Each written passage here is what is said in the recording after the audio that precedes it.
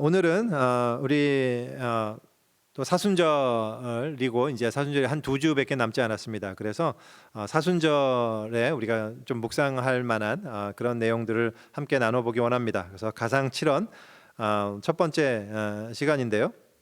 제가 본문을 읽겠습니다. 본문은 누가복음 23장 32절부터 43절의 말씀과 아울러 또 요한복음 19장 26절 27절 두 절의 말씀입니다. 네, 다들 앱이나 혹은 또 성경을 보신다고 생각하고 제가 읽겠습니다. 또 다른 두 행악자도 사형을 받게 되어 예수와 함께 끌려가니라. 해골이라 하는 곳에 이르러 거기서 예수를 십자가에 못 박고 두 행악자도 그렇게 하니 하나는 우편에 하나는 좌편에 있더라. 이에 예수께서 이르시되 아버지 저들을 사하여 주옵소서 자기들이 하는 것을 알지 못함이니이다 하시더라. 그들이 그의 옷을 나누어 제비 뽑을새 백성은 서서 구경하는데 관리들은 비웃어 이르되 저가 남을 구원하였으니 만일 하나님이 택하신 자 그리스도이면 자신도 구원할지어다 하고 군인들도 희롱하면서 나와 신포도주를 주며 이르되 네가 만일 유대인의 왕이면 네가 너를 구원하라 하더라. 그의 위에 이는 유대인의 왕이라 쓴 패가 있더라. 달린 행악자 중 하나는 비방하여 이르되 네가 그리스도가 아니냐 너와 우리를 구원하라 하되 하나는 그 사람을 꾸짖어 이르되 네가 동일한 정죄를 받고서도 하나님을 두려워하지 아니하느냐. 우리는 우리가 행한 일에 상당한 보응을 받는 것이니 이에 당연하거니와 이 사람이 행한 것은 옳지 않은 것이 없느니라 하고 이르되 예수여 당신의 나라에 임하실 때 나를 기억하소서 하니 예수께서 이르시되 내가 진실로 네게 이르노니 오늘 네가 나와 함께 낙원에 있으리라 하시니라. 그 다음 본문은 요한복음 19장 26절과 27절 두 절의 말씀입니다. 예수께서 자기의 어머니와 사랑하시는 제자가 곁에 서 있는 것을 보시고 자기 어머니께 말씀하시되 여자여 보소서 아들이니이다 하시고 또 그 제자에게 이르시되 보라 네 어머니라 하신대 그때부터 그 제자가 자기 집에 모시니라.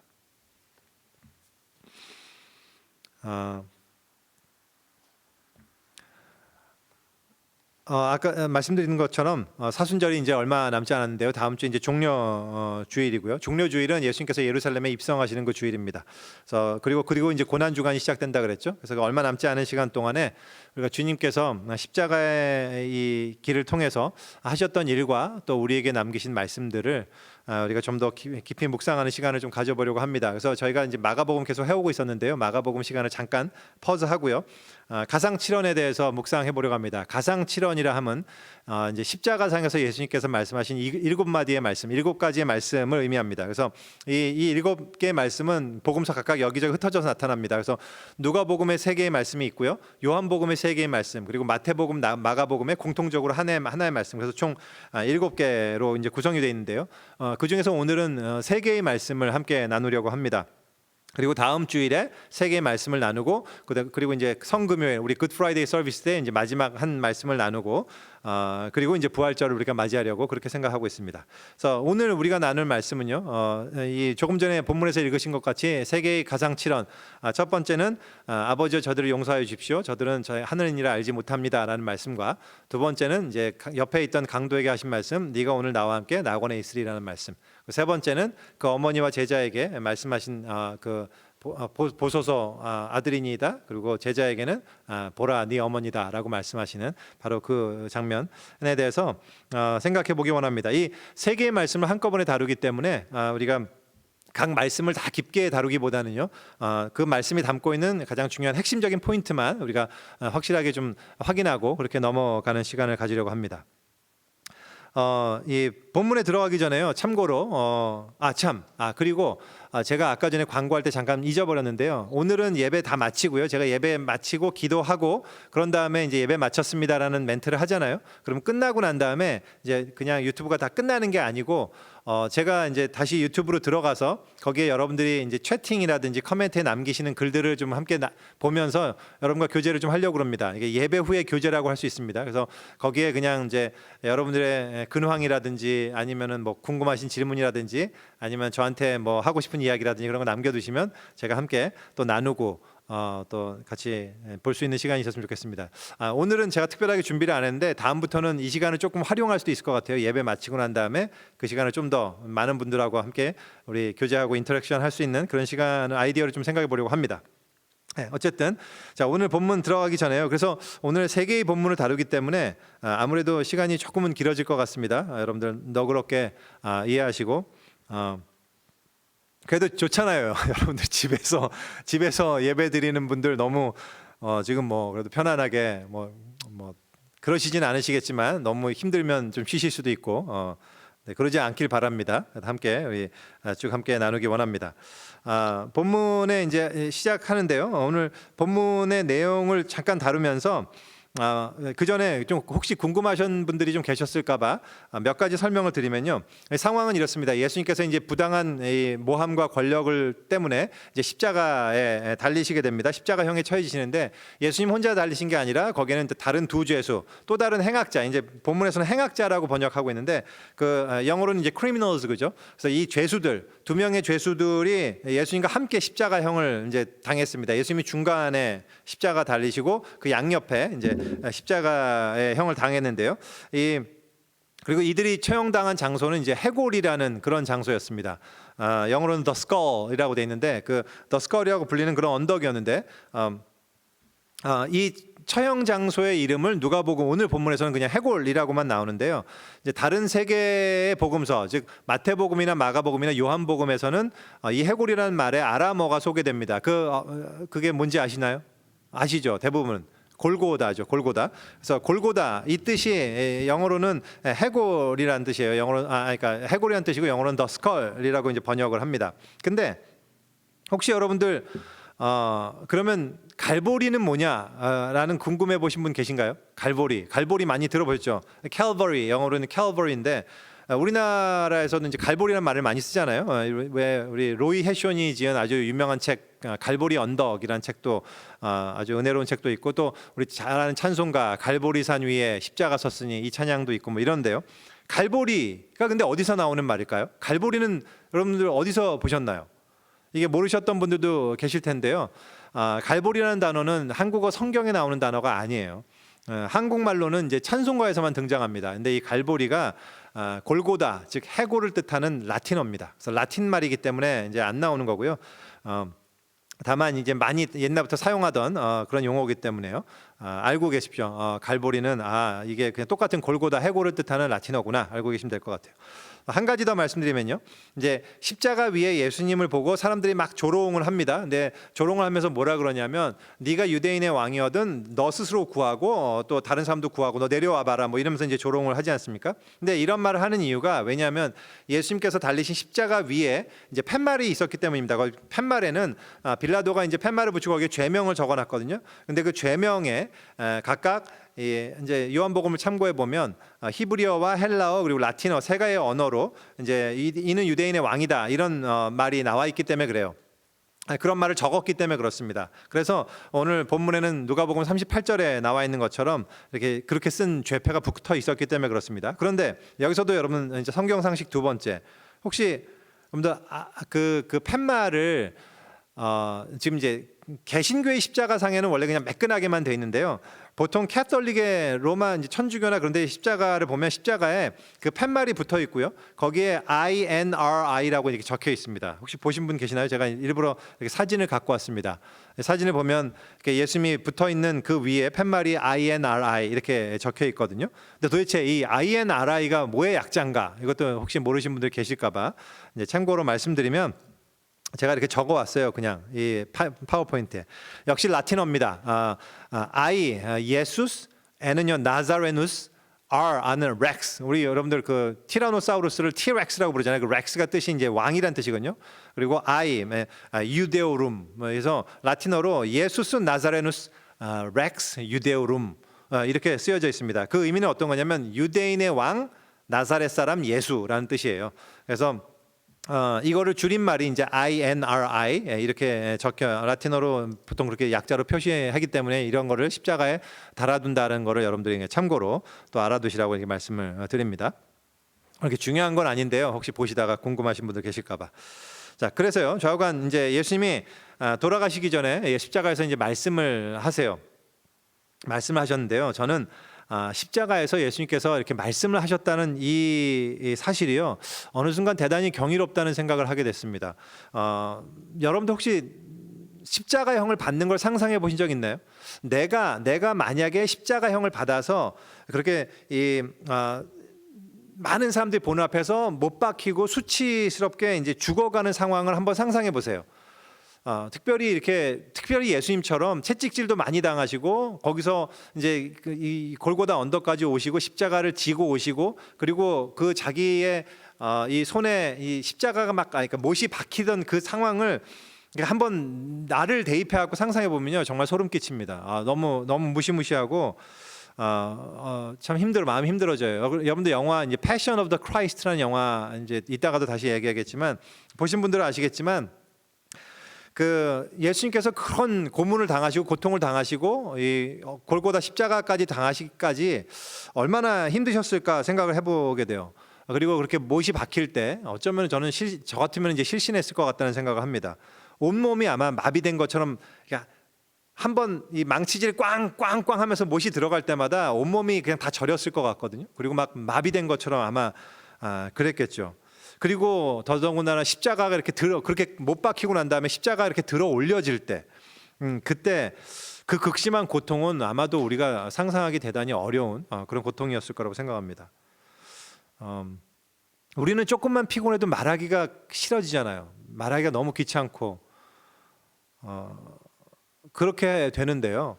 지금 이 상황이야말로 정말로 말하기 어려운 상황입니다. 이 고통 가운데서 말을 한다. 그거는 참 어려운 상황일 거라고 생각하는데 이 가운데서 주님께서 말씀을 하십니다. 또 한편으로는요. 누가 이 죽음 가운데서 말을 한다 하더라도요. 보통은 이렇게 누구나 피할 수 없는 이 죽음 앞에 처하게 될 때 자기가 아무리 죽을 짓을 당했다 하더라도요. 그 죽음의 공포와 두려움 앞에서 이 자기의 마음 속에 깊이 감춰놨던 자기 본심이 막 이제 드러난다고 합니다. 그게 이제 말로 나오게 된다는 얘기죠. 저는 지금도 굉장히 저에게 인상 깊었던 이야기 하나가 있는데 아마 이제 그 이름 아시는 분은 아시겠지만 그 오랫동안 한국의 이제 교도소에 이제 간수로 일을 하셨던 박효진이라는 장로님이 계세요. 그분이 해주셨던 어떤 그 내용인데요. 한 사형수가 있었다고 합니다. 그 사형수에는 이제 교도소의 성자라고 불리던 그런 한 사람이에요. 아주 깊은 불교 신자셨고 금강경, 반야심경, 뭐 천수경 이런 불경을 아주 줄줄줄 꿰고 있던 분이고 또 무엇보다도 왜 교도소의 성자로 불렸냐면 좋은 업보를 쌓으려고 이제 가기 전에 좋은 업보를 쌓으려고 하시는 거였는지 좌우간 수감 생활 내내 너무나 선하고 모두에게 자비를 베풀고 영치금이 들어오면 그걸 다 써서 거기에 있는 죄수들에게 다 나눠주고 뭐 다른 이들을 위해 돕고 정말로 성자처럼 살던 그런 분이었다고 합니다. 근데요 결국은 그분도 이제 사형 날이 온 거예요. 그래서 그 사형을 당하던 날을 봤는데 너무 안쓰럽고 측은하더래요. 왜냐하면 이분이 거기서 막상 그날이 되니까 다리가 풀려갖고 다리에 힘을 줄 수가 없어서 질질 이제 끌려서 나오면서 정신을 못 차리고 막 횡설수설 막 헛소리까지 하더래요. 근데 결국은 그렇게 이 그 교수형 이제 당하는 그 앞에 서서 이제 마지막으로 남길 말을 물었을 때 그가 마지막으로 남겼던 말이 개새끼들이었습니다. 참 저는 이게 오해하지 마십시오. 저는 어떤 특정 종교를 비하하려고 하는 그런 의도는 전혀 없어요. 저는 그분이 너무 이해가 되거든요. 그러니까 그분의 안에 있던 정말 뭐 여태까지 그분이 선을 베풀었던 게 거짓이라는 게 아니라 그 안에 있는 게 나오는 거죠. 죽음 앞에서 그 두려움 앞에서 정말 그 공포 앞에서 우리 안에 있는 모든 것이 그냥 나오는 거지 않습니까? 이게 우리의 죽음 앞에서 말하는 어떤 실상인데 우리 주님 역시 이 죽음 앞에서 말씀을 하셨어요. 물론 주님의 죽음은 우리 인간의 죽음과는 차원이 좀 다른 거라고는 할 수 있겠습니다만 우리 온전히 완전한 인간이셨던 우리 주님도요. 우리 인간이 겪는 모든 두려움과 고통을 다 당하셨다고 저는 생각합니다. 그래서 주님 역시 그 죽음 앞에서 그 십자가형이라는 고통과 죽음 앞에서 어찌 고통과 두려움이 없었겠습니까? 근데 그 앞에서 주님이 말씀을 하세요. 십자가에서 말씀을 하십니다. 그래서 이 말씀은요 우리가 특별하게 진지하게 귀를 기울여야 하는 말씀이라고 생각합니다. 거기에는 주님이 죽기 전에 우리한테 보여주시고자 했던 정말로 그 진심과 그 간절함이 담겨 있기 때문입니다. 그래서요 이 첫 번째 말씀은 이것입니다. 아버지 저들을 사하여 주옵소서 자기들이 하는 것을 알지 못함이니이다. 예수님께서 십자가에서 하신 첫 번째 말씀은요, 정말 놀랍게도 용서의 기도였어요. 자기를 못 받고 있는 이 사람들을 위해서 하나님께 기도를 하십니다. 저들이 알지 못하기 때문에 이러는 겁니다. 주님, 아버지 용서해 주십시오라는 어떤 이런 기도예요. 로마 군인들은요, 정말로 자기들이 뭘 하고 있는지 몰랐을 겁니다. 못을 박으면서도요, 몇 해까지 늘 해왔으니까, 늘상 뭐 죄수들 십자가 못 받기 위해서 못 받고 그랬었으니까요. 이들은 당연히 몰랐겠죠. 지금 자기가 못 받고 있는 사람이 어떤 사람인지 깊이 생각했을 것 같지 않아요. 뭐 그냥 위에서 하라고 했으니까 시키는 대로 그냥 한 거겠죠. 또 이 병사들 보면 참 불쌍한 게, 얼마나 가난하면 그 죄수의 옷이 뭐라고, 그 옷을 서로 나누겠다고, 서로 가지겠다고 그걸 갖고 제비를 서로 뽑지 않습니까? 그러니까 이런 사람들, 이 사람들을 참 불쌍히 여기시면서 이들을 용서해 달라고 주님께서 기도를 하십니다. 근데 사실요, 오늘 본문을 잘 보면 예수님의 이 기도가 이 군병들만을 향한 기도는 아니었던 것 같아요. 이제 주님이 기도하신 대상인 그 저들이 하는 것을 알지 못합니다. 알지 못하기 때문입니다. 이라고 얘기하는데요. 그 저들은 누구였을까요? they는 누구였을까요?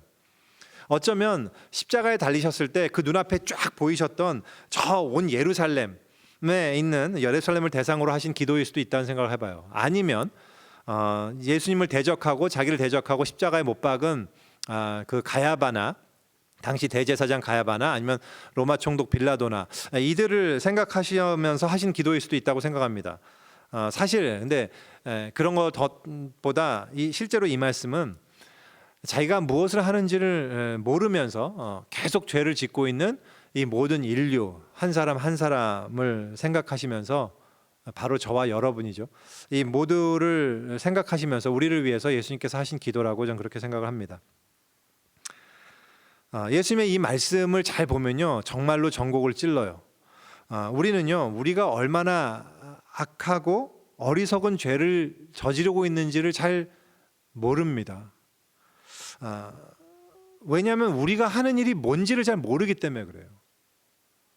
우리가 하는 일의 영향력이 어떻게 파생되고 있는지를 우리는 전혀 알지 못해요. 우리의 죄의 능력을 알지 못하고요, 이 세상을 지배하고 있는 이 마귀의 권세가 얼마나 강력한지 우리는 알지 못하기 때문에요, 우리는 그래서 늘 죄를 짓습니다. 죄를 짓고 막 끌려다니면서도요, 우리가 어떤 죄인인지를 사실 잘 알지 못하죠.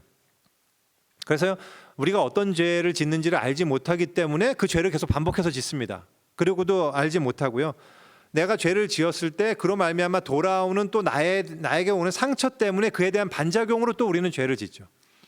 우리는 내가 하는 일이 도대체 어떤 일인지, 어떤 죄의 영향력이 있는지를 알지도 못할 뿐더러, 설사 그것이 죄라는 사실을 안다 하더라도 그게 얼마나 악한 것인지, 그 죄가 얼마나 많은 다른 악들을 파생해내는지, 이 죄를 통해서 얼마나 많은 사람들이 상처와 고통을 당하는지, 사실은 그 죄가 가지는 무시무시한 영향력을 사실은 우리는 거의 알지 못해요. 정말로 모릅니다. 그래서 우리가요, 사회에 어떤 흉악한 범죄가 발생하잖아요. 그러면 우리는 금방 그 가해자를 비난하고 신속하게 그를 처벌함으로써 우리는 이 사회의 문제를 해결할 수 있을 거라는 그런 생각을 하는 게 일반적인 사람들의 그런 생각입니다. 근데 우리 기독교인들은 알고 있듯이요, 그건 너무나 순진한 생각입니다. 최근에도 한 정말 불행한, 너무 가슴 아픈 이런 사건 소식을 들었는데요. 어떤 사람이 뭐 박사방, N번방, 뭐 저는 참 별의별 사건도, 세상에 별 사건이 다 있다는 생각이 들었어요. 그러니까 그런 사건에 연루돼서 잡혀가면서 그런 이제 그 포토라인에서 그런 얘기를 했다 그래요. 이 악마의 삶을 끝나게 해주셔서 감사합니다. 그래서 뭐 그 말로 인해서 또 여러 가지 왈가왈부, 뭐 비난이 있고 막 이러는데요. 저는 역시 저 역시 이 사회에서 그런 악한 일을 저지른 사람은 마땅히 그에 합당한 처벌을 받아야 된다고 저는 그렇게 생각합니다. 그것이 정의고 마땅히 그래야 된다고 생각해요. 하지만 이것을 바라본 이런 사건 속에서 우리가 간과해서는 절대로 안 되는 한 가지 사실, 그것은 뭐냐면 그 사람을 악마화할 수 없다는 얘기예요. 그 사람은 독특한 사회악이 아니거든요. 그러니까 이 사회에서, 이 건전하고 밝은 사회에서 그런 사람을 제거하면 이 사회가 굉장히 건전해지고 밝게 모두가 참 행복한 삶을 그런 사회로 만들 수가 있는 그런 존재가 아니란 말이죠. 그 사람을 보면서 우리는 꼭 그 안에서 우리의 모습을 봐야 됩니다. 그 사람과 내가 전혀 다르지 않다라는 그것을 우리는 발견할 수 있어야 돼요. 근데 그걸 우리가 모르죠. 우리가 정말로 모릅니다. 우리는 정말로 마음 깊은 곳에서 나는 저 사람과는 다르다라고 생각을 우리는 해요. 왜냐하면 우리는 우리가 저지르는 문제를 보지 못하기 때문에 그렇습니다. 어떤 면에서는요, 그 사람도요, 그 사회의 피해자, 이 사회의 피해자일 수도 있을 것 같아요. 왜냐하면 이 희망도 없고 비전도 없는 사회, 돈이 없으면 무시받는 사회, 그냥 경쟁 가운데서 낙오되면은 그냥 비참한 삶을 살 수밖에 없는 이 사회 속에서 돈 벌기 위해서 돈을 벌 수만 있다면 무슨 짓이든 하겠다라는 어떤 이렇게 만드는 이 사회의 피해자일 수도 있잖아요. 어떤 면에서는 우리 인간들이 얽혀 있는 이 사회에서의 가해자 피해자 다이나믹은요 정말로 복잡합니다. 심플하지 않아요. 우리가 그렇게 쉽게 이건 나쁜 놈이고 이건 착한 놈이고 이렇게 얘기할 수 있는 게 아니란 말이죠. 어떤 아이가 있습니다. 어떤 아이가 너무 착하고 순진하죠. 태어나는 모든 아이들은 착하고 순진합니다. 순수하고. 근데요, 그 부모가 어떤 인간 쓰레기라고 한번 가정해 보세요. 그래서요, 그 아이가 태어날 때부터 그 아빠 엄마로부터 너무나 비참한 상처만 받고 그렇게 자라난다고 생각해 보세요. 그러면 그 아이가 커서 어떤 사람이 될까요? 물론 잘 자라는 경우도 있습니다. 근데 어떤 경우에는 엄청난 흉악범이 되고 맙니다. 그러면 도대체 그 아이의 죄는 누구 때문인가요? 그 아이의 죄인가요? 아니면 그 아이의 죄가 아니라 그 아이는 피해자일 뿐이고 그 부모가 잘못한 건가요? 근데 그 부모도 알고 보면 어렸을 때 그 상처로 인해서 그렇게 삐딱한 부모가 된 거거든요. 그러면 어떻게 된 거죠? 그 사람들의 죄는 또 누구 때문인가요? 그래서 사람들이요 이런 걸 생각하다가 그런 얘기를 하죠. 사람이 병든 게 아니라 이 사회가 그 사람을 병들게 한다고. 저는 부분적으로는 그 말에 정말 너무나 동의를 합니다. 하지만 그런 의문이 들어요. 그렇다면 그 사람을 병들게 하는 그 사회는 도대체 누가 만든 거냐는 거죠. 우리는요 우리가 그 사회를 만들고 있다는 사실을 참 모릅니다. 우리는 다들 자기만 알아요. 그래서 모든 시각이 자기 안으로만 향해 있습니다. 그래서 우리 각자는 다 자기의 상처, 자기의 고통에는 대단히 전문가예요. 아주 예민하죠. 아주 정확히 잘 압니다. 그런데 내가 다른 이들에게 어떤 상처와 고통을 주는지에 대해서는 너무나 둔감해요. 그래서 다른 사람들을 아프게 하고 다른 사람들에게 너무나 악영향을 끼치면서도요 우리는 그걸 모르죠. 이 모든 것들이 얽히고 설켜서요 이 죄들은 끊임없이 연쇄작용을 낳고 그 모든 것들이 모여서 거대한 사회악을 이루게 되는 거잖아요. 근데 그 거대한 사회악이 결국은 많은 사람들을 죽이게 되는 건데 아무도 책임지지는 않아요. 왜냐하면 책임질 사람이 딱히 없거든요. 그 영향력들은 다 감춰져 있어요. 우리가 만일 그 모든 것을 볼 수 있다면, 투명하게 내가 저지르는 일들이 과연 어떤 영향력을 발휘하는지 정말 투명하게 볼 수 있다면 우리가 하는 일들의 그 무시무시함을 우리는 발견할 수 있을 겁니다. 그리고 아마 우리는 죄를 짓지 않으려고 엄청나게 노력을 할 수 있겠죠. 하지만 우리는 그걸 알지 못합니다. 그래서 우리가 끊임없이 죄를 범해요. 근데 중요한 것은요 이런 죄인들의 비극적인 모습을 예수님께서 불쌍하게 여기셨다는 그 놀라운 사실입니다. 저들이 하는 것을 알지 못함이니이다. 그래서 예수님께서 아버지께 간구하십니다. 아버지 용서해 주십시오. 간구하세요. 그리고 그 우리의 죄로 인해서 완전히 엉망이 돼버린 이 모든 이 세상의 이 죄악 덩어리, 이거 메스라 그러잖아요. 이 영어로 아주 메시하다 이런 표현이 있죠. 그러니까 아주 이 메스, 이거를 이 전부를 다 안고 본인이 다 안으시고 십자가에서 죽으십니다. 아까 제가 언급했던 Passion of the Christ, 이 영화는 아마 대부분 보셨을 거라고 저는 그렇게 생각하는데요. 아직 안 보신 분들 계시면 그 영화는 꼭 한번 보시기 바랍니다. 1년에 한 번씩 이 사순절 기간에는 꼭 보셔야 하는 영화이고요. 1년에 한 번씩 안 보신다 하더라도요. 자기 인생 동안에 한 번쯤은 꼭 보셔야 되는 그런 영화라고 저는 생각해요. 예수님이 당하신 그 영화를 보면 예수님이 당하신 그 고통과 그 십자가가 얼마나 메시한지를 우리가 볼 수 있어요. 너무 잘 나타납니다. 여러분들 그 십자가가 우리 기독교의 상징이잖아요. 그래서 이제는 다 그게 너무 익숙한데요. 이 어떤 십자가가 종교와 믿음의 상징이 되었다라는 것 자체가 일종의 기적이라는 사실 아십니까? 그건 정말로 기적이에요. 말도 안 되는 일이 벌어진 거예요.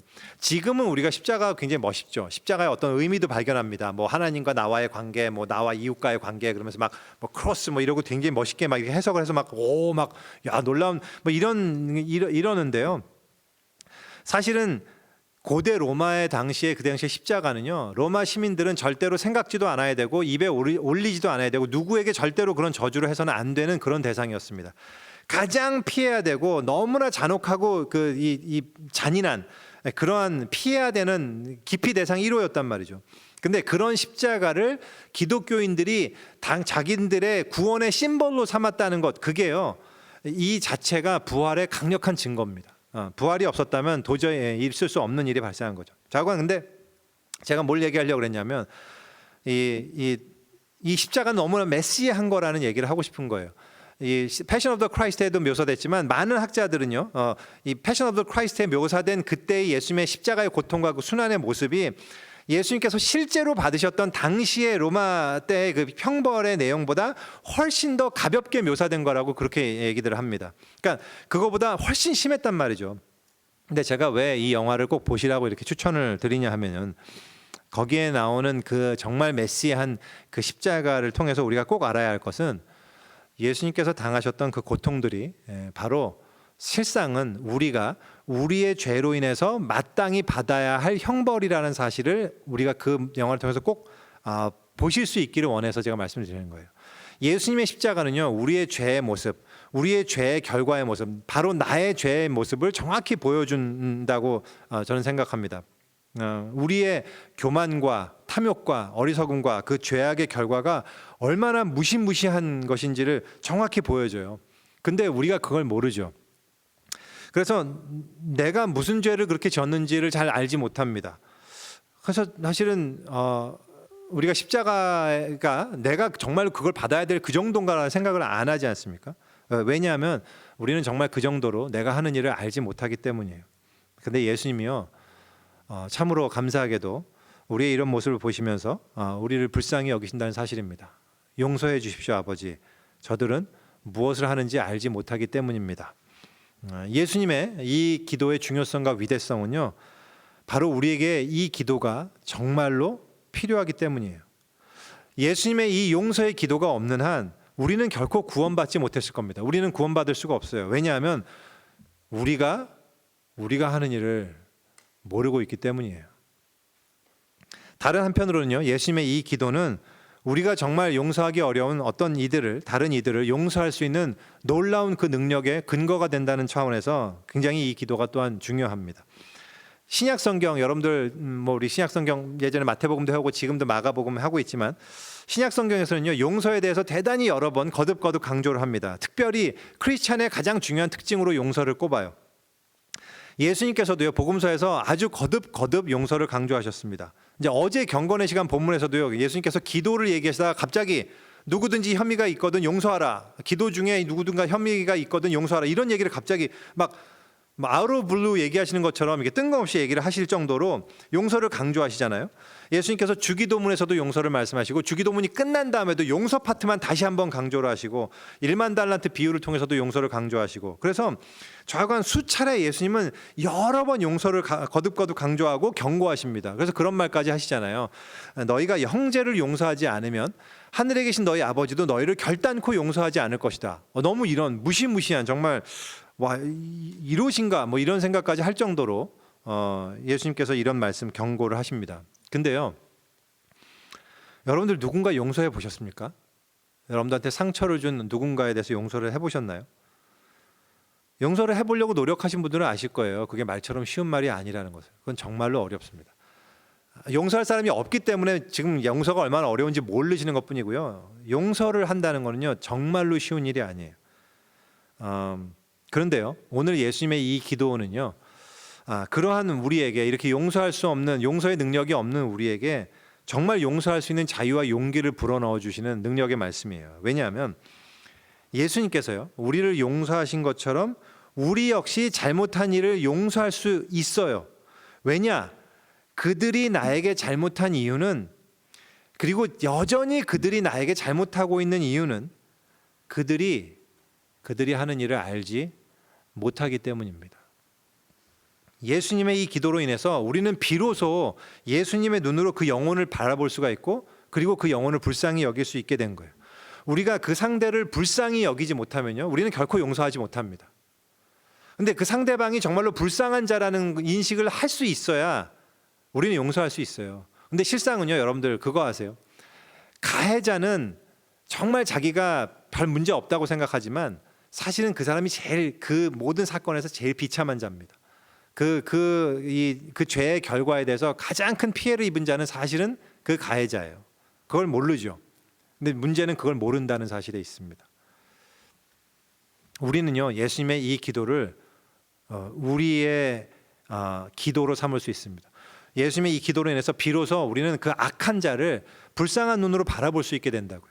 우리 믿음의 수많은 선배들이 자기에게 용서할 수 없는 죄악을 저지른 사람들을 기꺼이 용서할 수 힘들지만 그럼에도 불구하고 끝끝내 용서할 수 있었던 수많은 은혜의 이야기들, 간증들이 무진장 많은데요, 그 뒤에는 예수님의 이 기도의 능력이 있었습니다. 제가 한 이야기를 소개해 드리려고 그래요. 알제리라는 나라가 있습니다, 아프리카에는. 근데 거기에 티비린이라는 이제 시골 마을이 있는데요, 그곳에는 이제 그 한 기독교 수도원이 있었습니다. 트라피스트 파라고 하는 그런 파의 그 수도원이었는데, 아틀라스라는 이름이었습니다. 아틀라스 수도원이었는데요, 거기에는 함께 수도 생활을 하면서 그곳의 이웃을 섬기고 돌보던 그런 굉장히 섬기는 귀한 일들을 감당하던 프랑스에서 온 수도사들이 있었습니다. 근데요, 1993년에 이 알제리에서 이슬람 과격주의자들이 반란을 일으킵니다. 그래서 반군 세력이 돼요. 그리고 봉기를 일으켰을 때 이 수도원도 큰 위기에 처하게 됩니다. 그 수도사들은 알았어요. 자신들이 알제리를 떠나지 않으면 죽게 될 거라는 사실을 알고 있었습니다. 그 사람들은 프랑스 사람들이었고, 하지만 그들은 그 마을 사람들과 함께 삶을 같이 하고, 그 마을 사람들이 이 수도원을 통해서 또한 많은 사랑과 은혜를 경험하는 그것을 알고 있었기 때문에요, 그 수도사들은 주님께만 전적으로 의탁하면서 결국 떠나지 않기로 결심을 합니다. 그리고요, 3년 후 1996년에 그 수도사들은 모두 이슬람 과격분자들에 의해서 참수된 채로 발견이 됩니다. 그런데 그곳의 수도원의 원장이었던 분의 이름이요, 크리스티앙 드 세루주라는 그런 이 원장님이셨는데, 그분은 그 전에 자기의 죽음을 이제 이미 예견하면서요, 죽음 후에 자기 가족들에게 남길 유언을 그 편지로 남겼어요. 그분은 자신들이 겪는 그 희생이 가치가 있기를 간절히 기도하면서 자기가 죽은 그 죽음이 자신이 사랑하는 많은 그 이슬람 사람들을 비난하는 그런 방향으로 흘러가지 않기를 위해서 간곡히 부탁을 했습니다. 그의 유언의 일부를 제가 읽겠습니다. 분명 나의 죽음은 나를 순진하거나 이상적이라고 치부했던 모든 사람들의 의견을 정당화시킬 것입니다. 하지만 그런 사람들은 내 죽음을 통해서 내가 가장 궁금해했던 것을 얻게 되었음을 모를 뿐입니다. 하나님께서 기뻐하신다면 나는 그분이 이슬람 자녀들을 보시는 것처럼 내가 그들을 볼 수 있게 될 것입니다. 나아가 나는 그리스도의 영광의 빛 가운데서 하나님의 순환과 성령의 선물을 공유하게 될 것입니다. 이 다음에 이분은 자기가 사랑했던 많은 이들에게 이제 감사의 표시를 쭉 합니다. 그 부분은 생략하겠습니다. 그리고 이제 마무리 부분입니다. 마무리는 이렇게 마무리하고 있습니다. 그리고 이 마지막 순간에 나의 친구에게도 감사합니다. 비록 지금은 자신이 하고 있는 일을 모르겠지만 말입니다. 그렇습니다. 그에게도 이 감사의 말 아듀를 전합니다. 그분의 형상이 그에게도 있습니다. 하나님이 원하신다면 우리도 천국에서 만날 수 있겠죠. 주님은 우리 모두의 아버지이니까요. 아멘, 인시알라. 이렇게 편지를 마치고 있습니다. 이분이 쓴 말 중에요, 제가 굉장히 마음에 깊은 감동을 줬던 말이 그거였습니다. 자기가 자기 죽음을 통해서 자기가 정말 궁금해하고 했던 것을 얻게 되었을 거다라는 겁니다. 그것은 뭐냐면, 나는 하나님이 이슬람 자녀들을 보는 바로 그것처럼 나도 그들을 볼 수 있게 될 것입니다라는 바로 그 마음이었어요. 이분의 이 순교와 그 희생은 예수님의 죽음 가운데 하신 바로 그 기도로 말미암아 가능했다고 저는 생각했습니다. 그렇게 믿습니다. 이분의 그 죽음과 순교 뒤에는 그 능력 위에는, 그 능력의 근거는 바로 예수님이 하신 바로 이 기도였습니다. 우리는 예수님의 이 기도에 응답이, 우리 스스로가 그 응답이 됨으로써 하나님의 사랑과 용서의 일부가 될 수 있다고 저는 그렇게 생각합니다. 우리가 이 사순절에 용서의 시간을 꼭 가지기 원합니다. 혹시 우리들 가운데 아직 내 삶 속에서 아주 오래전의 기억이라도 마찬가지입니다. 내 삶 속에서 용서하지 못한 누군가가 있다면, 부모일 수도 있고요, 아니면 어렸을 때의 친구일 수도 있고, 혹은 누군가일 수도 있습니다. 그런 사람이 있다면 이 사순절에 꼭 용서의 시간을 가지기 원합니다. 예수님의 이 기도가 우리의 용서의 능력을 더하실 것이라고 저는 확신합니다. 두 번째 말씀은요, 이 말씀입니다. 내가 진실로 내게 이르노니 오늘 네가 나와 함께 낙원에 있으리라. 제가 그 본문만 다시 한번 읽겠습니다.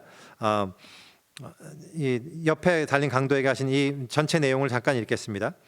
39절부터 43절까지의 말씀입니다. 달린 행악자 중 하나는 비방하여 이르되 네가 그리스도가 아니냐, 너와 우리를 구원하라 하되, 하나는 그 사람을 꾸짖어 이르되 네가 동일한 정죄를 받고서도 하나님을 두려워하지 아니하느냐. 우리는 우리가 행한 일에 상당한 보응을 받는 것이니 이에 당연하거니와 이 사람이 행한 것은 옳지 않은 것이 없느니라 하고 이르되 예수여 당신의 나라에 임하실 때 나를 기억하소서 하니, 예수께서 이르시되 내가 진실로 네게 이르노니 오늘 네가 나와 함께 낙원에 있으리라 하시니라. 굉장히 유명한 말씀입니다. 근데요, 저는 이 말씀을, 이 사건을 묵상하면 묵상할수록 도저히 이해하기가 쉽지 않은 정말 놀라운 사건이라고 생각이 돼요. 예수님과 함께 십자가에 못 박혔던 두 강도가 있었습니다. 근데 뭐 사실은 생각해 보세요. 이 죄송합니다. 두 강도와 예수님이요, 세 명의 십자가에 못 박힌 이 사람들은 지금 누가 누구를 측은히 여길 처지가 아니죠. 지금 그냥 함께 다 같이 십자가에 매달려 갖고 못 박혀서 처절히 죽어가고 있는 뭐 그런 처지예요. 근데요, 정말 놀라운 일이 벌어집니다. 그 중에 한쪽 강도가 예수님을 항상 어떤 비방을 한 거예요. 네가 그리스도냐? 그리스도라면 너와 우리를 구원해라. 뭐 이런 얘기를, 죽어가는 주제에 막 욕을 합니다. 아마 자기의 처지가 너무 비관되고 괴로웠기 때문이라고 저는 생각을 해요. 아까도 말씀드렸듯이 누군가 절망 가운데, 그 죽음의 공포 가운데 있으면 막 누구라도 비난하고 싶은 막 마음이 있잖아요. 아까 그 교도소의 성자라고 불리던 분도 마지막에 남긴 말이 이 개새끼들이라는 말이, 좀 죄송합니다. 이게 예배 시간에 이렇게 하기가 그런데 그 말이었던 것처럼 이 강도도 아마 그랬을 거라고, 너무나 고통스러웠기 때문에 그랬을 거라고 저는 생각을 해요. 근데요, 그 말을 듣고 다른 편에 있던 강도가 정말 놀라워요. 이 예수님을 비방하는 그 강도를 향해서 준엄하게 책망을 합니다. 그리고 예수님께 놀라운 얘기를 합니다. 예수여 당신의 나라에 임하실 때 나를 기억하소서. 저는 참 이 강도의 말만 들으면 너무 가슴이 짠해지는데요. 이분이 지금 같이 옆에서 십자가에 못 박혀 죽어가는 숨쉬기도 버거운 예수님께 어떤 부탁을 드리는 거예요. 당신의 나라에 임하실 때 나를 기억하여 주십시오. 여러분들이 이게 이해가 되나요? 근데 더 놀라운 일이 있습니다. 그 얘기를 듣고 마찬가지로 막 숨을 헐떡이면서 죽어가시던 주님이 이렇게 대답을 하세요. 내가 진실로 내게 이르노니 네가 오늘 나와 함께 낙원에 있으리라. 이제 이게 그리스어 본문, 우리 헬라어 본문을 문자적으로 직역하면 무슨 말이냐면, 이 사람이 이렇게 나를 기억해 주십시오 이렇게 얘기했을 때 예수님이 이렇게 얘기하신 거예요. 아멘, 아멘, 내가 약속하지. 자네는 오늘 나와 함께 파라다이소에 있게 될 것이다. 패러다이스에 있게 될 거다라는 이런 얘기를 하시는 겁니다. 진실로 이르노니, 진실로 이른다, 이 말은 원문에서는 아멘입니다. 아멘. 번역본에 따라서 아멘을 약속하다 혹은 보증하다, 뭐 장담하다 이런 뜻으로도 막 다양하게 번역하기도 하는데요. 정말로 장담할 때 사용하는 그런 표현이에요. 그래서 보통 우리 번역본에는 진실로 내게 이른다 이렇게 번역을 했죠.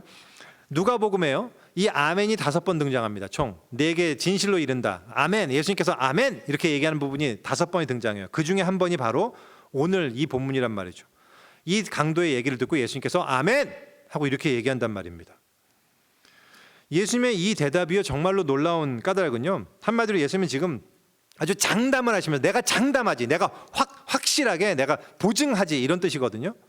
근데 이게 정말 놀라운 까닭은 복음서 전체, 그냥 사복음서 전체, 아니 전체 신약 전체를 통틀어서요, 어떤 사람에게도 어떤 한 사람에게 예수님께서 이렇게 아주 명확하게 장담하시면서 구원을 보장을 약속하신 케이스가 없다는 데 놀랍습니다. 그런 예가 없어요.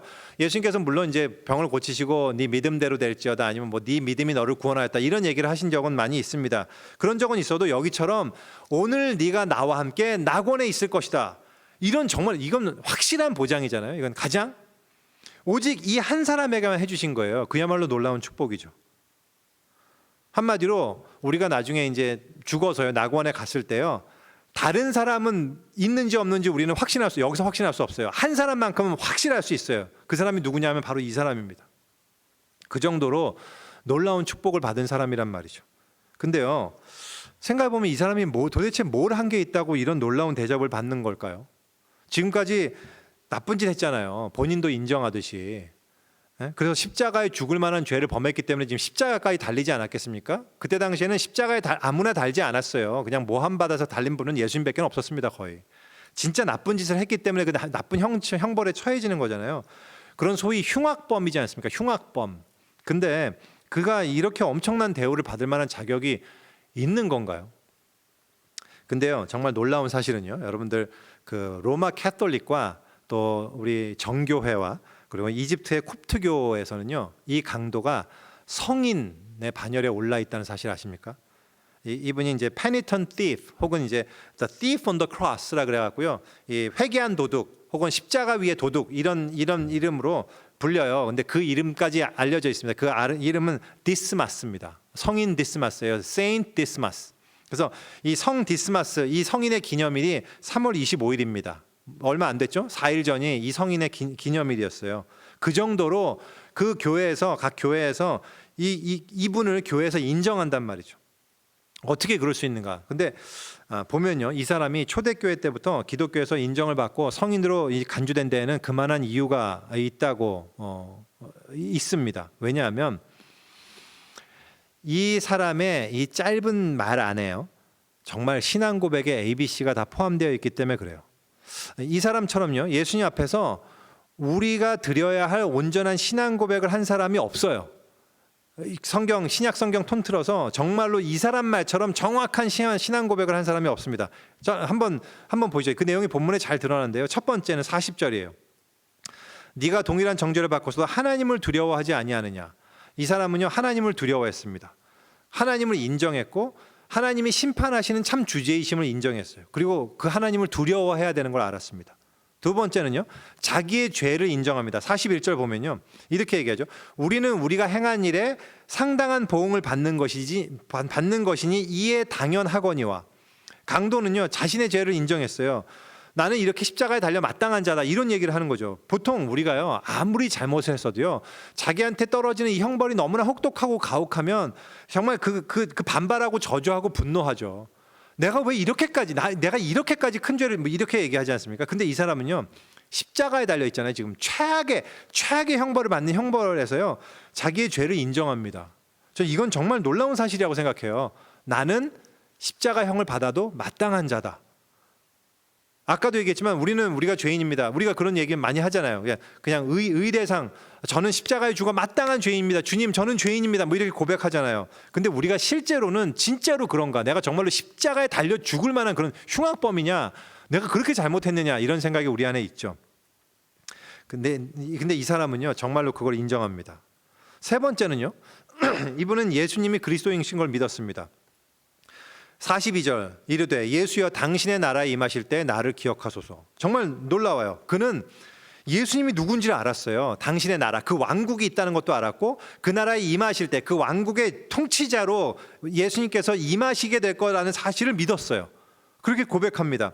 정말 이 강도의 신앙 고백은요, 너무 놀라워요. 그는 지금 자기가 눈앞에 보이는 게 다 현실이 아니라는 것을 믿었습니다. 그리고 이 주님이 어떤 분이신지를 고백하잖아요. 그러니까 굉장히 짧은데 그 안에는요, 참으로 대단히 깊이 있고 신학적인 그런 이 정확한 신학 고백이 담겨 있단 말이죠. 네 번째로 이 강도는요, 예수님을 변호합니다. 41절 뒷부분에 이 사람이 행한 것은 옳지 않은 것이 없느니라. 이 예수님을 변호하고 위로합니다. 이 신앙을 바탕으로 여러분들 우리 주님이 모욕당할 때 우리 주님을 위해서 변호하거나 아니면은 그 주님을 위로하거나 이렇게 해드린 적 있으십니까? 우리가 잘 안 그러죠. 우리가 십자가에 달린 상황조차도 아닌데도 우리는 누군가가 우리 주님을 욕되게 하거나 모욕하거나 이럴 때 어떻게 하죠? 그냥 모른 척하거나 그냥 아유 저 바보 같은 자식 속으로만 생각하고 그 자리를 피하거나 뭐 이러잖아요. 근데 이 강도는 그러지 않았어요. 이 강도는 이 변호하고 주님을 위로합니다. 마지막으로요, 이 강도는요 자기를 예수님께 의탁합니다. 나를 기억하소서. 사실 이 강도의 고백의 핵심은 여기에 있다고 생각해요. 주님, 저를 기억해 주십시오. 주님, 저를 잊지 말아 주십시오. 이 말은 그냥 우리가 뭐 쉽게 뭐 언제 한번 생각날 때 통화나 하시죠. 뭐 이런 류의 얘기가 아니에요. 그런 의미가 아니란 말이죠. 지금 이 사람은 자기의 모든 운명을 이 주님께 의지하고 있는 겁니다.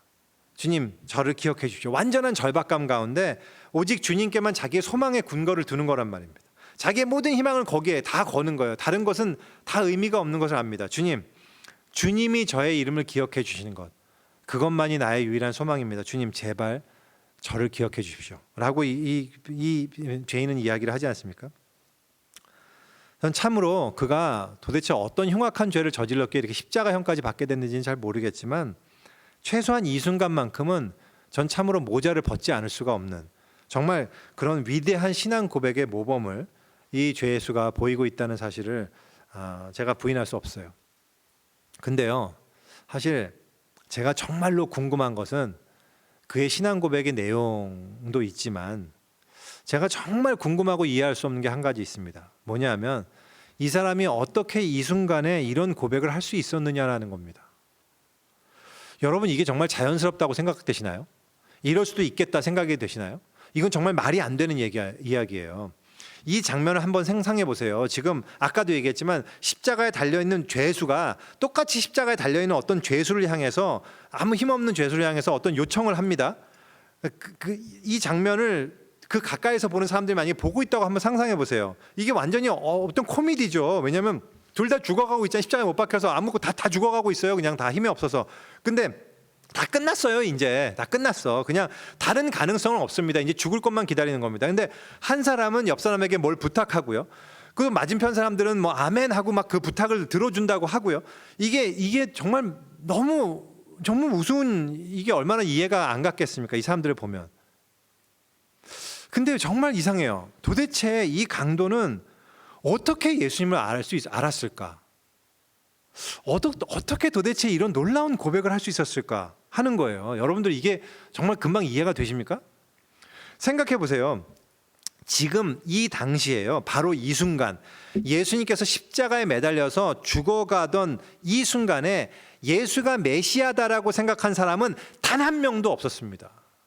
그게 당연하죠. 도대체 어떤 구원자가 십자가에 매달려 죽는단 말이에요. 이미 증명된 거잖아요. 자리에 있던 사람들은 말할 것도 없거니와 심지어 예수님과 함께 3년 동안을 오랫동안 함께 다니고 예수님의 말씀을 가르침을 듣고 메시아로서의 예수님이 말씀하시는 그 비밀을 들었던 제자들조차도 어느 한 명도 이 순간에 예수님이 메시아라고 생각한 사람이 없었단 말입니다. 그렇기 때문에 이 예수님의 임종의 순간에 함께 있지도 않았어요. 다 끝났다고요. 끝났어요. 게임 셋. 지금 이렇게 되면서요, 예수님이 십자가에 못 박혀 죽으시면서 예수가 메시아가 아닌 게 증명되고 끝났단 말이죠. 그게 십자가 사건이지 않습니까? 모두가 그렇게 생각하고 있는데 도대체 이런 말도 안 되는 순간에 이 강도만은 어떻게 십자가에 매달린 이 실패자가 당신의 왕국으로 들어갈 메시아임을 알아차릴 수 있었단 말입니까? 여러분들 이게 이해가 되십니까? 정말 이해가 안 되죠. 게다가 이 강도가 회개한 타이밍이요, 어떤 초자연적인 사건이 발생하기 이전이잖아요. 예수님이 이제 죽으시고 난 다음에 갑자기 지진도 발생하고 무덤도 열리고 그래서 막 성전의 휘장이 위에서 아래로 찢어지고 뭐 이런 일이 발생하긴 했습니다. 그거는 죽으시고 난 이후잖아요. 그때 죽었을 때 뭐 그 백부장이 고백했듯이 와 참으로 하나님의 아들이었도다 뭐 이러면 모를까. 지금 그게 아니잖아요. 지금 햇볕은 쨍쨍 모래알은 반짝, 지금 그냥 아무것도 없는 것처럼 이렇게 죽어가는 이런 상황인데요. 도대체 이 사람은 어떻게 이런 생각을 할 수 있었고 어떻게 이 순간에 이렇게 놀라운 신앙 고백을 예수님께 드릴 수 있었을까? 저는 정말 이게 미스테리입니다. 미스테리인데요. 어떻게 그럴 수 있었을까요? 여러분들은 그 이유를 한번 생각해 보세요. 이 사람이 범죄하기 전에 예수를 만난 적이 있었을 수도 있겠죠. 그래서 예수님께 대한 어떤 특별한 경험이 있었던 게 아닐까요? 아니면 이 사람이 사형되기 전에 이제 수감돼 있을 때 여러 죄수들을 만나고 거기서는 이제 뭐 죄수들이 하는 얘기를 듣고 근데 그 죄수들로부터 이 예수에 관한 얘기를 들었었을 수도 있겠죠. 그래서 믿게 된 걸까요? 아니면 뭐 전혀 몰랐지만 예수님께서 조금 전에 십자가에서 상에서 하시는 그 말, 저들을 용서하여 주십시오. 뭐 이런 멋있는 말을 듣고 난 다음에 갑자기 마음이 바뀌어서 야, 이분은 진짜 메시아인가 보다라고 생각한 걸까요? 뭐 다 상상이죠. 본문은 거기에 대해서 어떤 이유를 밝히고 있지 않아요. 답을 해주지 않습니다. 근데요, 저는 정말로 이해할 수 없는 이 사람이 이렇게 예수를 알아보고 이 예수께 신앙을 고백했다는 것이 우리가 도저히 이해할 수 없다는 이 사실이 우리에게 주는 대단히 중요한 메시지가 있다고 생각합니다. 제가 만약에요, 목회자가 아니었다면, 제가 만약에 사역이란 걸 해보지 않았다면 저는 아마도 여전히 이 본문이 이해가 안 갔을 것이고 솔직히요, 의심이 많은 저로서는 이 본문을 그렇게 믿지 않았을 것 같아요. 아, 이건 말이 안 된다. 아, 이건 조작이다. 아, 이거는 일부러 이렇게 좀 만든 거다. 이럴 수가 없다라고 생각했을 것 같습니다. 근데요, 제가 사역을 하고 목회를 하면서 그리고 믿음을 고백하고 침례를 받는 수많은 영혼들을 제가 보면서요, 한 가지 아주 분명하게 깨닫게 된 게 하나가 있습니다. 그게 뭐냐 하면 구원은 참으로 우리의 이해를 초월하는 하나님의 놀라운 역사라는 사실입니다. 한 사람이 회개하고 돌아오는 거는요, 정말로 전적으로 성령의 역사구나라는 것을 저는 거듭 깨닫습니다. 참 그런 경험이 있어요. 그런 경험 많이 해요. 뭐냐면 이제 이 사람은 정말 이제 누가 봐도 지금은 이제 때가 됐고 신앙 고백을 하고 이제 예수 믿겠다 하는 사람이요, 계속 미루면서 끝끝내 그런 고백을 하지 않는 사람도 있고요. 그에 반해서요, 에이, 이 사람은 아니다, 이 사람은 그냥 텄다, 어차피 딱 봐도 안 믿을 사람이고 어차피 뭐 고생해봐야 어차피 안 믿겠구나, 이런 사람이 갑자기 믿음을 고백하는 경우들을 제가 왕왕 보게 된단 말이죠. 모두가 그렇다는 얘기는 아닙니다. 근데 그런 경험을 할 때마다 너무 놀라워요. 갑자기 예수를 믿고 그 앞에서 막 엎드려지고 막 하는 걸 볼 때요, 제가 너무 놀라워요. 그래서 가끔가다 묻습니다. 아니 도대체 어떻게 지금 그런 신앙을 가지게 되고 고백하게 되고 이렇게 결단을 하시게 됐습니까? 뭐 물어보면요, 딱히 대단한 답이 없어요. 그냥 뭐 갑자기 어떤 말씀의 은혜를 받았다고 그래요. 그래서 그럼 그 말씀이 뭐냐고 뭐 알려달라 그러면 저한테 얘기해 주시는데, 뭐 제가 오래전부터 한 이분한테 200번은 얘기했던 그런 말씀이에요. 근데 그때는 전혀 무반응이고 뭐 아무 관심도 없는 이러다가 어느 순간에 그 말씀이 들어왔을 때 모든 것이 허물어지더란 말입니다. 저는 그럴 때마다, 그런 모습 볼 때마다 정말 무릎을 치게 돼요. 그렇구나. 이 구원이란 것은 정말로 우리가 예상하는 이해를 넘어가는 하나님의 절대적인 사건이구나, 이런 거를 거듭 발견하게 됩니다. 오늘 저는 이 구원 사건에서요, 그것을 다시 한번 확인하게 됩니다. 우리는 구원이란 거, 누군가의 구원을요, 어떤 우리가 정말 make sense 되는 어떤 make sense한 프로세스로 바꾸려는 유혹에 빠지기가 굉장히 쉽습니다. 착 빠지죠. 그래서 누가 구원을 받았다, 누가 믿음을 고백했다 그러면 그거를 합리적으로, 사회학적으로, 심리학적으로 이 사람이 왜 그런 믿음의 고백을 지금 이 타이밍에 그 결단을 하게 됐을까를 이제 설명해 보려는 그런 유혹에 우리가 굉장히 잘 빠집니다. 근데 사실은요, 어리석은 시도입니다. 목회를 통해서 제가 분명하게 발견하는 한 가지는, 구원의 역사는 그 모든 합리적 시도를 뛰어넘는 하나님이 하시는 창조적인 일임을 제가 거듭 발견하게 되기 때문에 그래요. 근데 이 말을 오해하지는 않으셨으면 좋겠습니다. 구원이라는 것이 그러면 어차피 나의 뭐 고민과 결단과 의지는 아무 관계없이 그냥 하나님 가만히 있으면 하나님께서 어느 순간에 막 나를 움직여갖고 막 나로 하여금 그냥 고백하게 한다라는 그런 얘기가 아닙니다. 그런 얘기는 전혀 아니에요.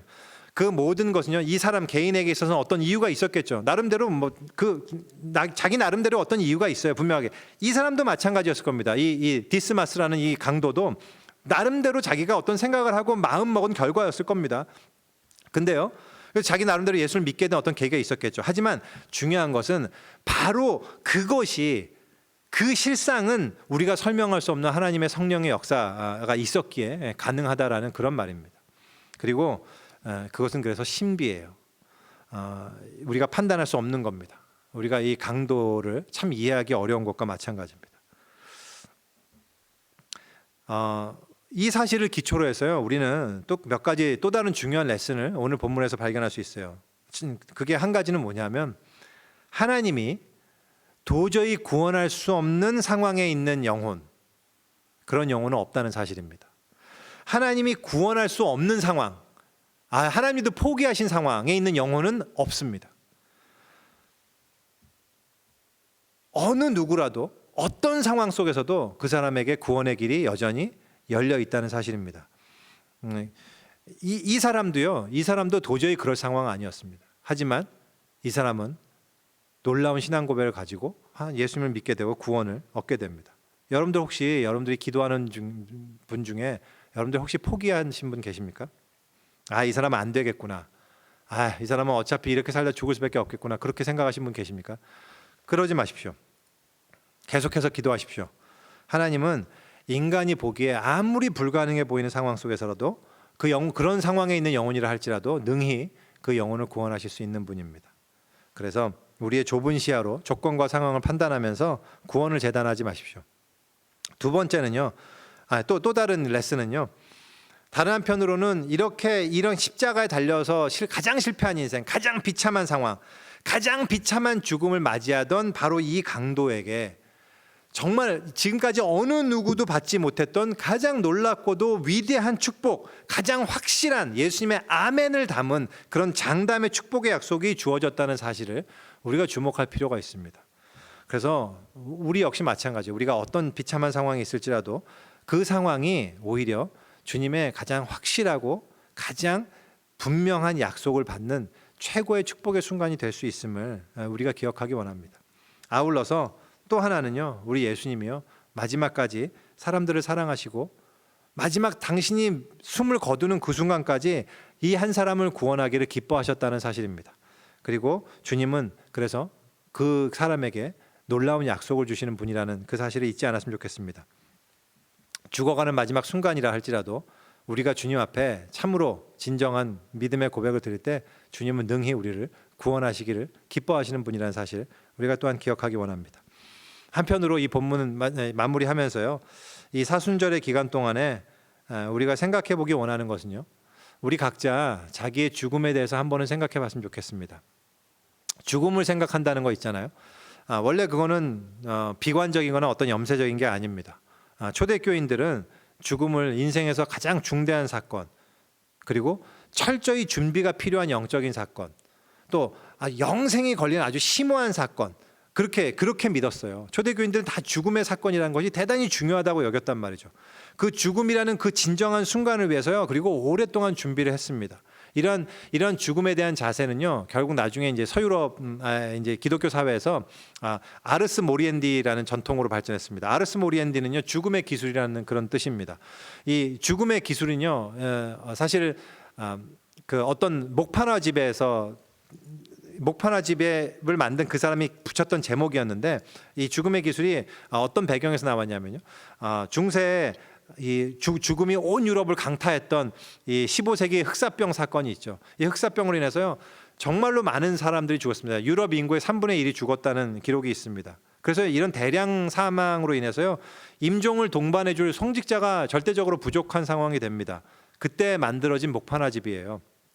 많은 사람들이, 왜냐하면 홀로 죽음을 맞이할 수밖에 없었던 상황이었기 때문에 교회에서는요, 성도들에게 그 죽음을 어떻게 맞이할 것인가, 혼자서 어떻게 맞이할 것인가를 가르쳐야 됐었거든요. 그때 사용했던 그 책이라고 할 수 있는 이 목판화집이 바로 죽음의 기술, 이 아르스 모리엔디였습니다. 그래서 사제 대신 그 역할을 감당했던 거였거든요. 그리고 바로 이러한 교육과 훈련을 통해서 신자들은요, 이 죽음 이후에 내가 어떻게 죽음을 맞이할 것이고, 정말로 죽음 이후의 부활에 대한 소망, 그 이후에 하나님과 함께하는 그 소망을 마음으로 준비할 수 있었고, 두려움 없이 죽음을 맞이할 수 있었다고 이렇게 전해지고 있습니다. 저는요, 지금 21세기에 정말 이 참 벌어진 전대미문의 이 팬데믹 상황 속에서요. 뭐 우리가 죽을 거라는 것은 아닙니다. 뭐 하지만 많은 사람들이 죽어가는 이 상황 속에서 우리 역시 나의 죽음을 준비하는 그런 시간을 우리가 사순절에는 꼭 가져야 되지 않은가 하는 생각을 해봅니다. 나의 죽음을 준비한다는 것은 당장 죽을 거다라는 생각을 한다는 게 아니고요. 나는 과연 죽음을 어떻게 맞이할 것인가. 만약에 나에게 죽음이 내일, 일주일 후에 혹은 한 달 후에 나에게 죽음이 다가온다면 나는 지금 어떤 마음으로 준비할 것이고 어떠한 소망과 어떠한 이 기도로 이 죽음을 맞이할 것인가, 이런 것들을 생각해 보시라는 얘기입니다. 그리고 그런 것들을 우리가 자꾸 생각하게 될 때 우리는 참으로 죽음을 준비하게 됩니다. 그리고 우리의 삶이 훨씬 더 이 주님 앞에서 아름다운 삶으로 우리가 성장할 수 있다고 생각합니다. 결국 우리는 죽을 거예요. 이 강도처럼. 이 강도는 너무 확실하죠. 지금 죽을 겁니다. 하지만 우리도 이 강도 못지않게 확실합니다. 지금 아니더라도 우리는 예외 없이 다 죽음을 맞이하게 될 거예요. 근데 그때 정말 중요한 게 뭘까요? 한번 생각해 보세요. 정말 중요한 건 뭘까? 하나도 중요하지 않아요. 단 한 가지만이 중요합니다. 그것은 뭐냐면 예수님의 이 약속입니다. 오늘 내가 나와 함께 낙원에 있으리라. 이 말씀이 가장 중요합니다. 혹시 지금 영상으로 예배 참여하시고 계시는 분들 가운데 아직 예수님께 믿음의 고백을 하지 못하신 분이 계시다면 저는 이 강도의 고백을 꼭 기억하시기를 간절히 부탁합니다. 설사 아직 내가 분명하게 알지 못하는 부분이 있다 하더라도, 그래서 내 안에 여전히 믿음이 약하고 좀 여리다는 생각이 될진다 할지라도 내가 지금 죽음의 순간 앞에 있다면 나는 과연 어떤 고백으로 이 죽음을 맞이할 것인가, 그것을 한 번쯤 생각해 보기 원합니다. 나의 교만함과 자존심을 다 내려두고 그리고 그 죽음 앞에서 나는 과연 어떻게 맞이할 것이고 어떤 생각을 할 것이며 어떤 고백을 주님께 드릴 것인가, 이런 생각을 해보시기 원합니다. 그리고 무엇보다 이 십자가의 강도처럼 하나님을 두려워하기 원합니다. 그리고 그런 고백을 하셨으면 좋겠어요. 내가 죄인임을 인정하는 고백을 하시고 내가 받아 마땅한 것이 죽음임을 인정합니다. 그리고 이 시간에 주님께 제 영혼을 의탁합니다. 저를 기억해 주시옵소서. 주님, 저를 기억해 주십시오. 그런 기도를 하기 원합니다. 그렇게 주님 앞에 고백하게 될 때요, 그렇게 의지적인 결단으로 여러분이 고백할지 모르겠지만 사실은 그것은 우리가 이해할 수 없는 하나님의 놀라운 성령의 구원의 역사임을 나중에 발견하시게 될 거예요. 그리고 중요한 것은 주님 앞에 그런 신앙 고백을 드리게 될 때 여러분들은 참으로 놀라운 하나님의 이 음성을 듣게 되실 겁니다. 아멘. 내가 약속하마. 네가 오늘 나와 함께 낙원에 있으리라. 이미 성도된 자들, 우리 성도들 역시 우리의 죽음을 묵상하며 새롭게 다시금 주님을 이 약속을 붙드는 그런 시간을 꼭 가지기 원합니다. 이 약속이 계속 우리 안에서 계속 새로워지고 갱신되어지고 더 분명해짐으로써 참으로 우리가 어떤 고통과 절망 혹은 죽음까지도 능히 준비할 수 있는 그러한 우리의 영적인 성숙을 우리가 계속 가져가기를 이 시간 소원합니다. 시간이 조금 갔는데요, 세 번째로 말씀만 간단하게 살펴보고 마치려고 합니다. 세 번째 마지막 말씀은 요한복음에서 예수님께서 이 어머니와 제자에게 하시는 말씀입니다. 그 본문도 잠깐만 읽겠습니다. 예수께서 자기의 어머니와 사랑하시는 제자가 곁에 서 있는 것을 보시고 자기 어머니께 말씀하시되 여자여 보소서 아들이니이다 하시고 또 그 제자에게 이르시되 보라 네 어머니라 하신대 그때부터 그 제자가 자기 집에 모시니라. 예수님께서 자기의 어머니를 제자에게 맡기시는 장면입니다. 근데 한번 상상해 보세요. 지금 이 순간에 예수님의 이 십자가에서 당하시는 고통을 하늘에서 지켜보시는 하나님 아버지의 마음만큼, 그만큼, 아니 거기에 아주 가장 근접하게, 아니면 어쩌면 동일하게 그 고통을 겪고 있는 사람은 누굴까요?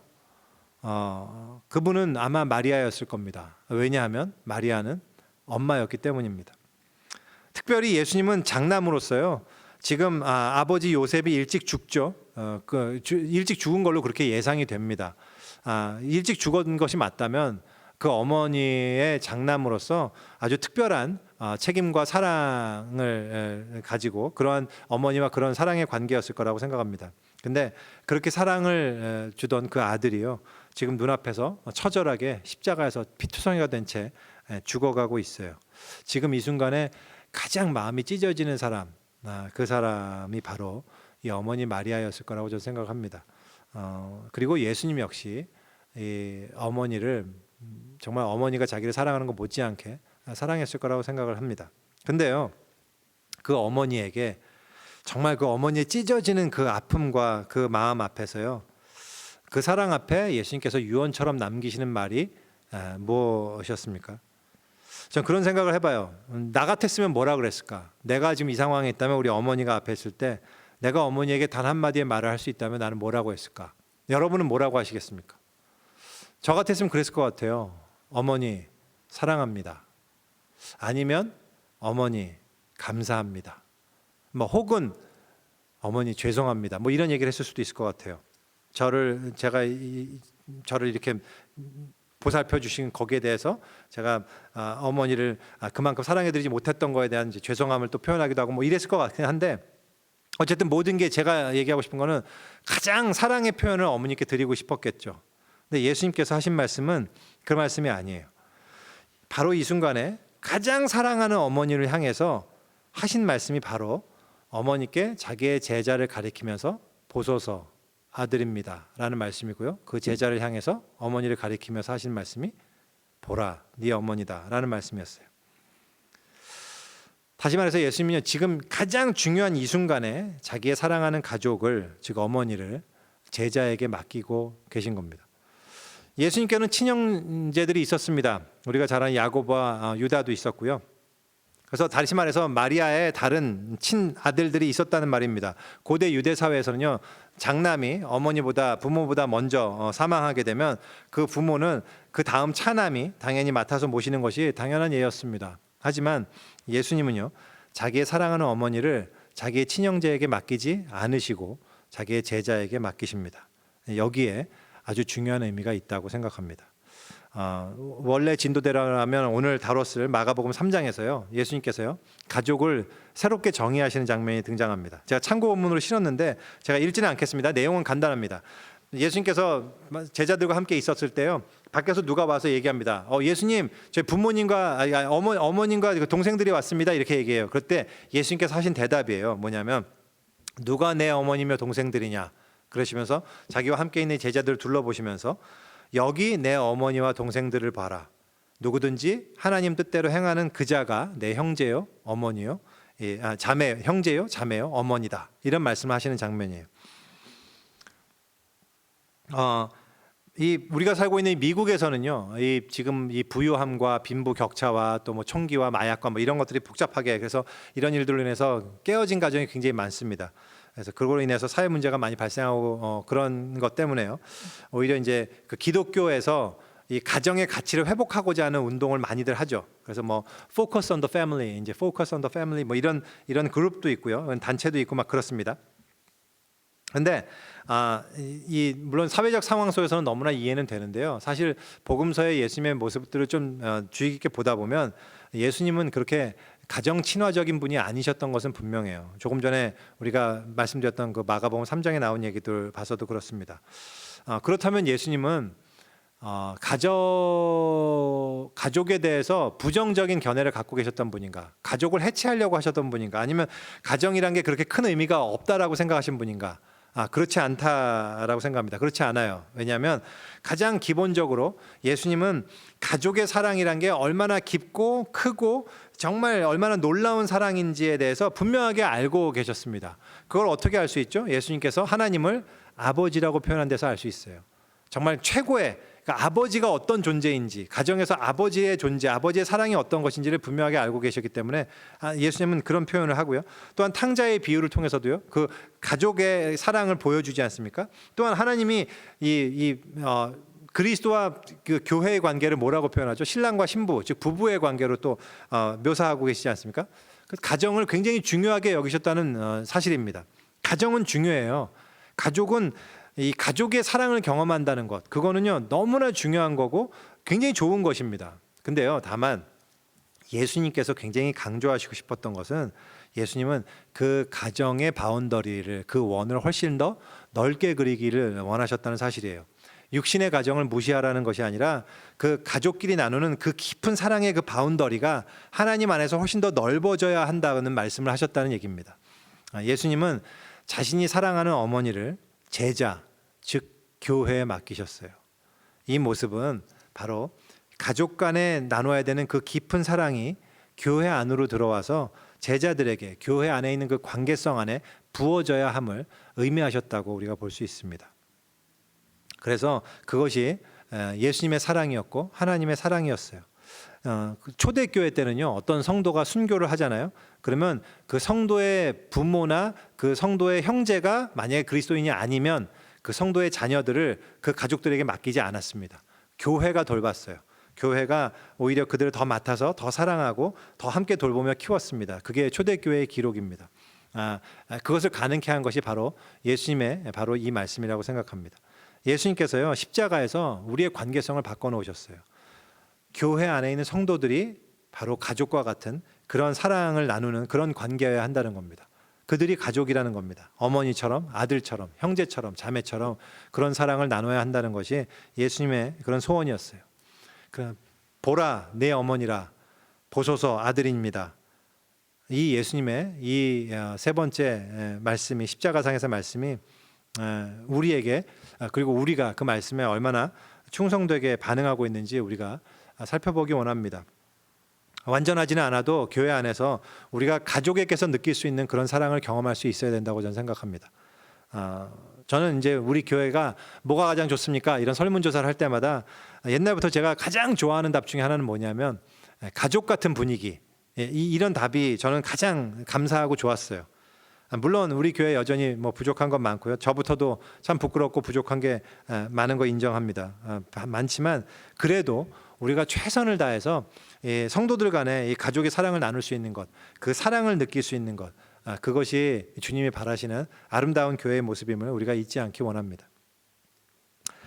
예수님께서 이 가상칠언 중에 세 번의 말씀을 통해서요, 용서와 구원과 이런 관계성에 관해서 얘기를 하십니다. 말씀을 정리하면요, 이 가상칠언 세 가지 말씀을 살펴보았는데요, 예수님께서 죽기 전에 남기신 이 말씀들 속에 참으로 우리를 향해서 주님께서 어떤 마음으로 정말 마지막까지 바라시는 것이 무엇인지를 우리가 다시 한번 생각해 보게 됩니다. 다시 정리하면 우리의 무지를 긍휼히 여기시고 용서를 구하는 이 용서의 기도를 통해서 우리를 긍휼히 여기시는 주님의 사랑을 우리가 다시 한번 보게 된과 동시에 우리가 또한 어떻게 다른 이들을 용서할 수 있는지 우리가 생각해 봤습니다. 두 번째는 가장 최악의 절망적 상황 속에서 예수님께 신앙을 고백하는 이 행악자에게 가장 놀라운 축복을 약속하시는 그 주님의 모습을 통해서 우리 역시 죽음 앞에서 나에게 참된 소망이 무엇인지를 다시 한번 생각해 보게 되고, 아울러 이 마지막까지 포기하지 않고 이 영혼을 구하시기 원하시는 그 주님의 깊은 사랑을 우리가 다시 한번 묵상하게 됩니다. 세 번째로, 이 사랑이 부족한 이 세상 속에서 가족이 나눌 수 있는 이 깊은 사랑을 모든 성도가 교회 안에서 함께 나누기를 원하시는 이 주님의 말씀 속에서 이 시대 우리 교회가 감당해야 될 이 사랑의 사명이 어떤 것인지 우리가 생각해 볼 수 있었습니다. 우리 사순절 기간 동안에 이제 2주 남았는데, 특별히 오는 이 한 주 동안에 이 세 가지 말씀을 기억하면서 우리가 이 말씀을 더 깊이 묵상하면서 이 말씀을 우리 삶에 적용하는 그런 한 주가 됐으면 좋겠습니다. 용서를 구현해보고, 또한 나의 죽음을 준비하며, 그리고 약속과 소망을 붙들며, 아울러 이거는 좀 세 번째는 좀 어렵겠지만 그럼에도 불구하고 성도 간에 더 깊은 사랑을 나눌 수 있는 그런 한 주가 되기를 간절히 소원합니다. 우리 기도하겠습니다.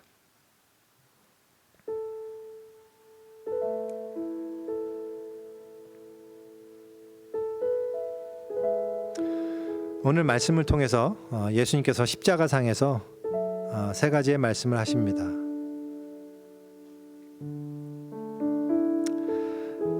아버지, 저들을 사하여 주시옵소서. 저들이 하는 일을 알지 못함이니이다.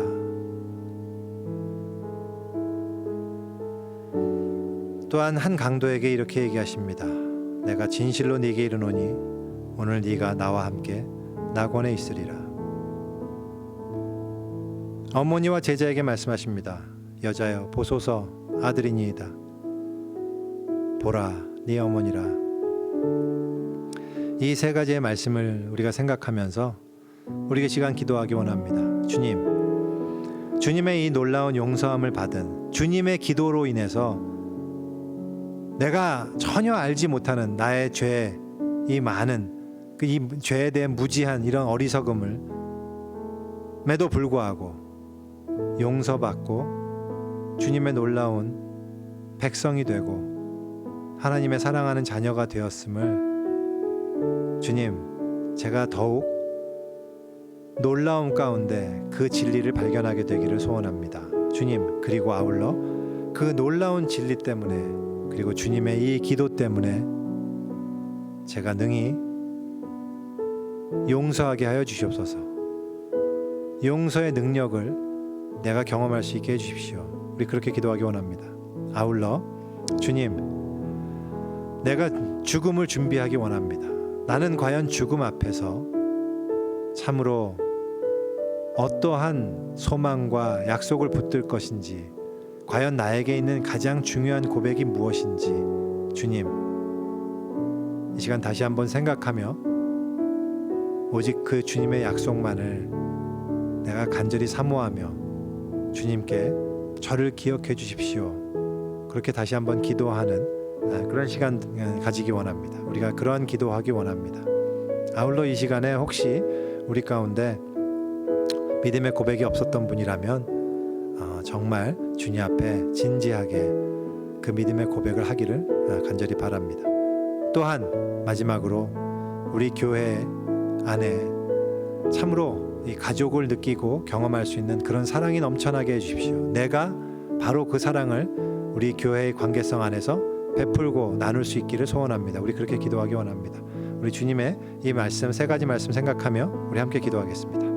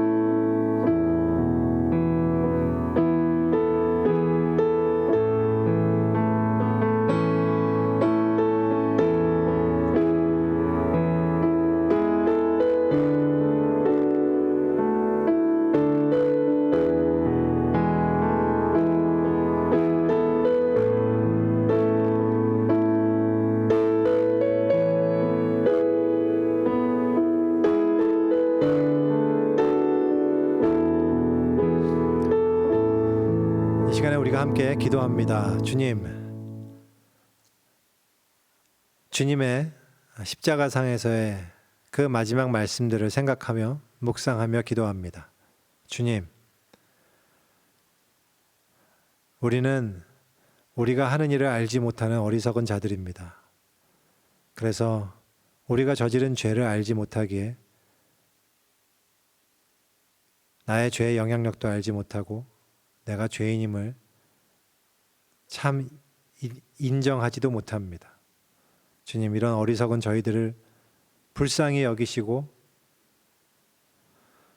우리를 용서하시며 아버지께 용서를 구했던 주님의 그 기도를 우리가 우리 마음에 새기기 원합니다.